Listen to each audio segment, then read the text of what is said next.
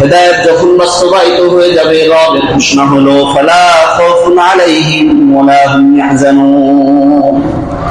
আপনার আমার পক্ষ থেকে যদি রবের কাছে বলা হয় রব হেদায়েতকে মানবো, হেদায়েতকে জানবো, হেদায়েতকে মানাবো, তো ঠিক আছে, আমি পাবো কি? রব বলেন তুমি পাবা সবকিছু। সুবহানাল্লাহ। আমি পাবো কি? বলেন না আমরা পাবো কি?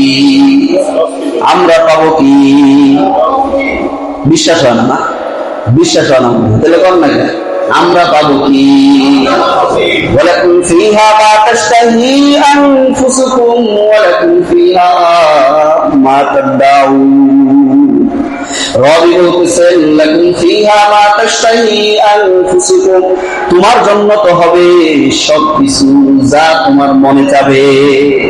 ওয়ালাকুম ফিহা মা তাদউন,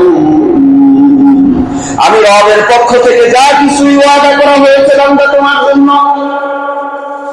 দুনিয়াতে তোমাকে আমি একটা নেক হায়াত দান করব, দুনিয়ার বুকেও তুমি সুন্দর একটা হায়াতের তৈবা একটা পাবা, যে হায়াতের ভিতরে থাকবে শুধু শান্তি।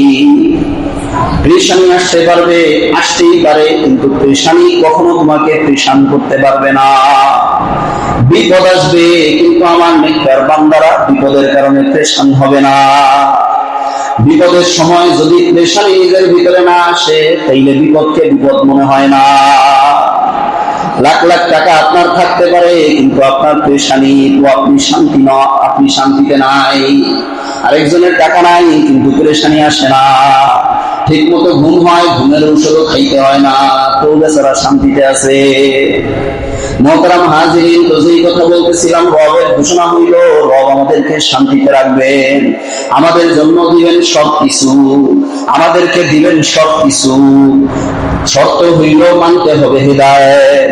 আবার সেই সাথে সাথে বলে দিচ্ছেন, আপনার যদি এই প্রশ্ন থাকে রব এই হেদায়েত বাদ দিয়ে কি জান্নাতে যাওয়ার দ্বিতীয় কোনো পথ আছে কিনা, রব বলতেছেন না না না, ইন্না দীনা ইনদাল্লাহিল ইসলাম, আমি রবের কাছে একমাত্র মান্যবর হেদায়েত হলো ইসলাম তথা কোরআন। কোরআন ছাড়া দ্বিতীয় কোন পথ এবং মতের উপরে কিন্তু আমি আর কাউকে পছন্দ করব না।